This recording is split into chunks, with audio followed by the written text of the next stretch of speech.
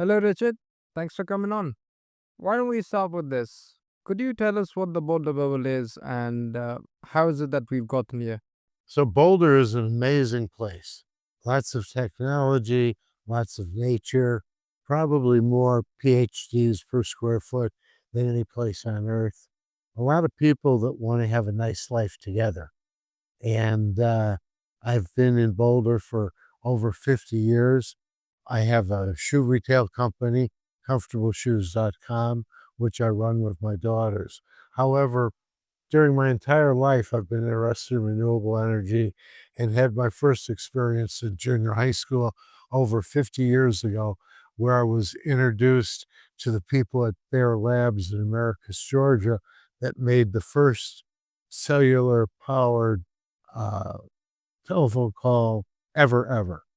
And that was exciting. And I learned about resiliency and why renewable energy works and have been intrigued with it ever since. And today, after a lot of reading and curation of my Decarbonization Innovation and Arts Network, which you can access through comfortable through but the Boulder Bubble.com, I believe that energy independence is the next step towards global peace and prosperity, that it really isn't about politics or how we worship our gods. It's about doing the best we can, which we've always done, and we take for granted. My best example is washing machines. For all of time, women were down in the creek beating the clothes on the rocks or wringing them out in basements in the United States. And then after World War II, the washing machine was developed. All those mothers and others were able to return to their homes and wash their clothes and interact with their families. And within 15, 20 years, it became pedestrian. This is the way we live if we can. And I think it's the same thing with peace and prosperity. And I hope that in your visits to the Boulder Bubble, you'll come to the same conclusion. Okay, that's very interesting to me.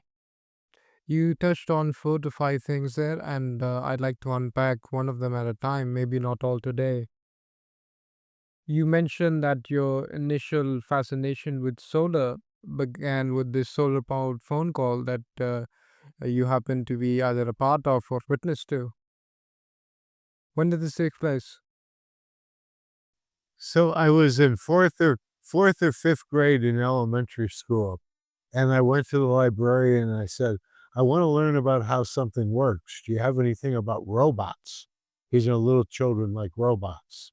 And she gave me this story about Timmy the robot. It was all personification. And I said to her, "No, can you show me how something really works?" And she thought about it and gave me a few books about both solar energy and photovoltaic switching. And that's where the whole thing started for me. Ah, okay. So, fifth grade, you said. Yes. And then I went on, and by seventh grade, I won the junior high school science fair with solar energy. And it's been part of my thinking ever since. I see. While responding to my initial question, you also mentioned that you ran a business in Boulder for the better part of 5 decades, comfortableshoes.com, I believe. I think you call it pedestrian shops. At least that's the branding of it. Um, from your activities that one might, observe today, it seems that you've taken a back seat when it comes to business and are now more involved with what one might categorize as social initiatives. I'm curious as to why this is, and I'm curious in this particularly because something that we might observe about uh, how our society might tell us to live today is that it would sort of align with what the capitalistic narrative might be, which, if uh, boiled down in a very individual sense, is the maximization of personal gain. I'm curious as to Why not act in a way which you continue on that path, but rather involve yourself with what we previously established as these social initiatives? The joy of, not just renewable energy, but the joy of philanthropy is huge. So for 50 years, before my 50 years, my family operated Polk Brothers in Chicago, Illinois, and the Polk Brothers Foundation today continues to support arts and culture and do tremendous things, including uh, operating a park at the mouth of Navy Pier that had 9 million visitors its first year. It's not a burden. Philanthropy is what you get to do when you can. And, in my adult life, I'm now on my second large project. The first was the dairy, and that's the dairy, would that be dairy.com? Yes, and, it's an art center in Denver. I'm sorry, in Boulder. It's a fantastic place. We built it out of nothing, and now it's activated all the time. Uh, my current project is wildbear.org, and that's a nature center in Nederland, Colorado, 18 miles above Boulder, where people who are ADA wheelchair bound get to ride an elevator and look out above tree line and then enjoy a variety of trails. In total, with regular trails, we have over 16 miles of trails, and we're building. We've now raised $10 million towards what will probably be 13 or $14 million to build a nature center that puts more energy on the grid than it takes off. These projects are all possible, and they're what you do when you're successful and you don't feel you need more than you have. And I think it's surprising if you look across the world how many people in countries of all faiths are working on projects to leave more than they brought came. Because really, when you get right down to it, once your family is safe, that's all there is. Leave more than you came with. And I don't think it's that unusual. That's interesting. All of that's very interesting to me, Richard. You said something there that I'd like for you to unpack in a more elaborative manner. Why should one not have more than they need? Well, if they feel that's what they need to be okay emotionally, to have more than they need, fine. You know, there's enough for everybody.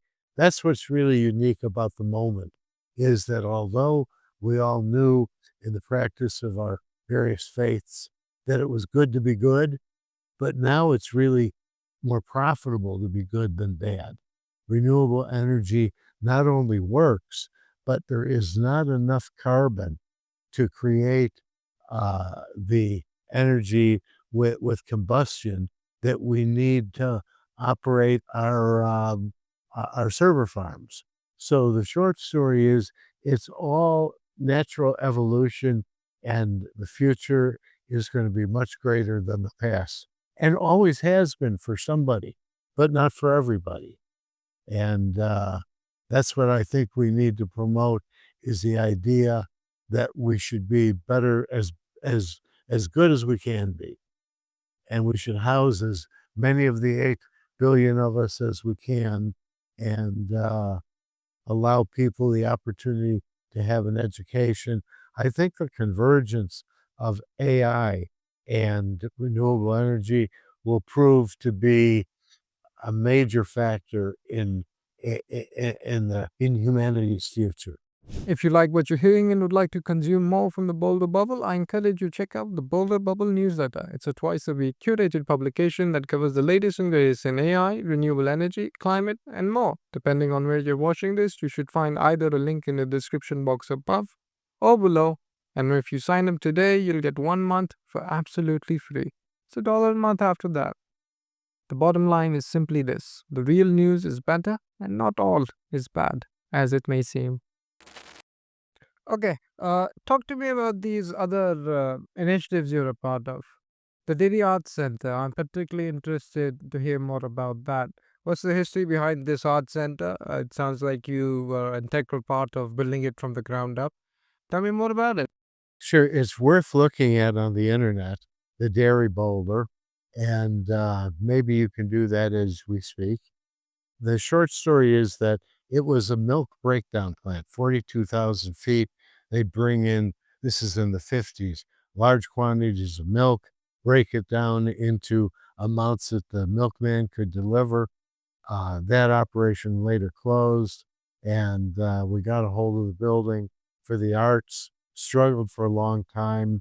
And then one day I was in the elevator with my friend George Bodecker, who invented Croc shoes. And I said to him, George, we have this menu about how to do something great at the dairy. Come and have a glass of wine and let's talk about it. Well, the second or third thing on the menu was an art film house. And he was very excited. And George was really the first real money we ever got. And he gave us, several $100,000. And then this is a great lesson in philanthropy.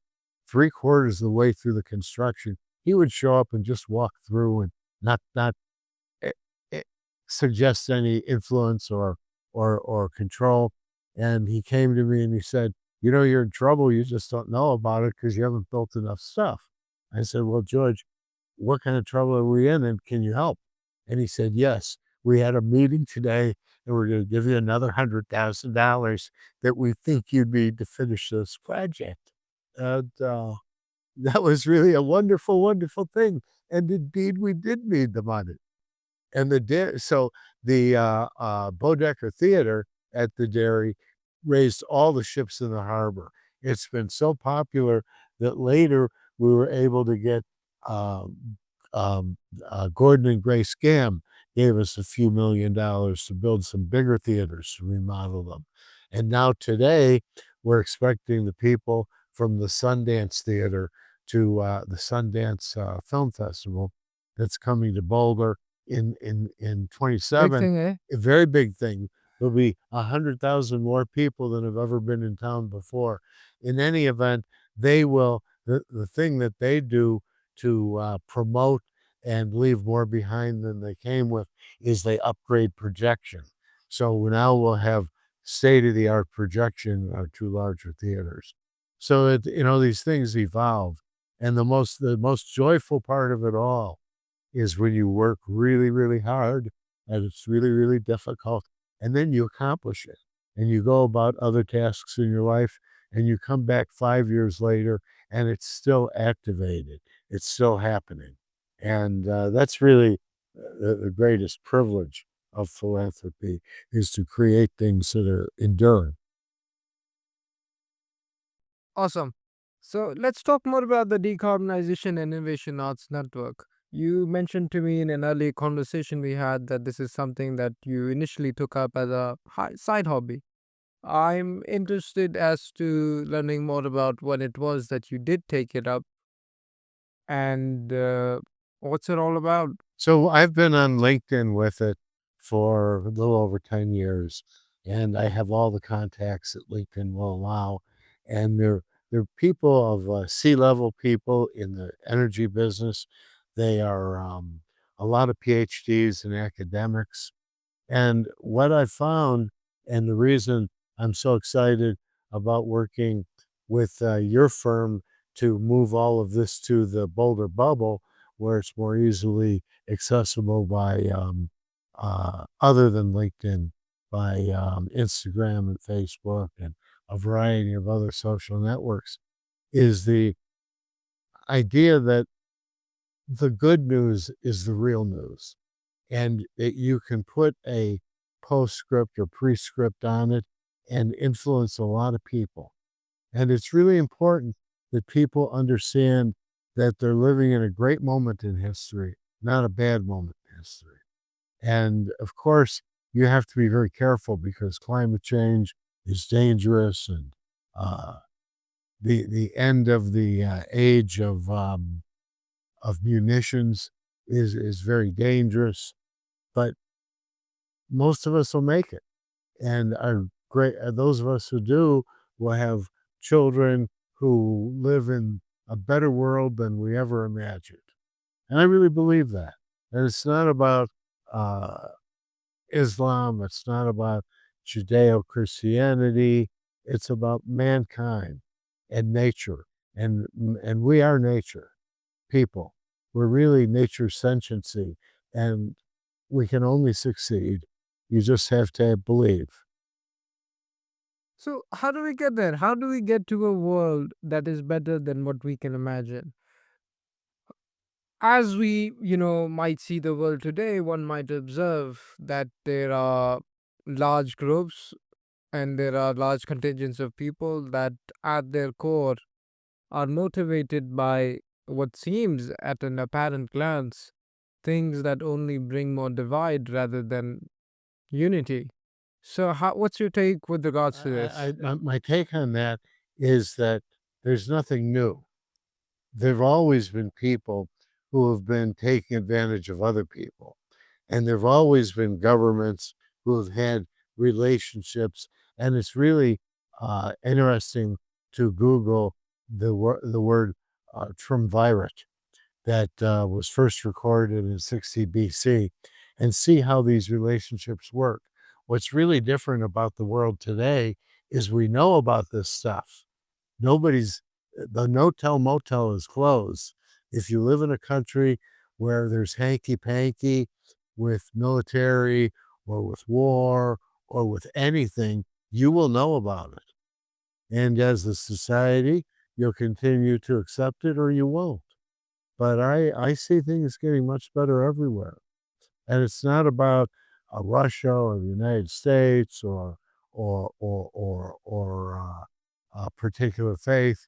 It's really about people have always done the best they can to take care of themselves and their families, and it's just that finally peace is truly possible. And in fact, it's cheaper because you cannot generate enough energy with old-fashioned generation. All we can do is move forward, and we will. Read about it on the Boulder Bubble. Well, let's talk more about the bubble. This seems to be the newest initiative you've taken up. Could you tell us? I mean, I know I sort of asked this question at the beginning as well, but from where we are right now today, what is the Boulder Bubble stood upon, and what is it that you see is the end goal here? Where are we going? I think that the network, the idea of decarbonization, innovation, and arts enriching our lives has been well proven with the LinkedIn site. But with the Boulder Bubble, we will more easily speak to the whole world and convince people that it's a decision to be okay and that it's really under their control. And for a while, times are going to be tough. There's some climate things that have to work through ecologically, and certain locations are going to be difficult to live in. I think that people have to be well informed, make good decisions, and 15 or 20 years from now, they'll be talking about life in a world they never dreamed possible. I think that's a good note to end on. Thank you for doing this, Richard. It was wonderful, and let's keep talking. Thank you. Thank you. Enjoy and be safe.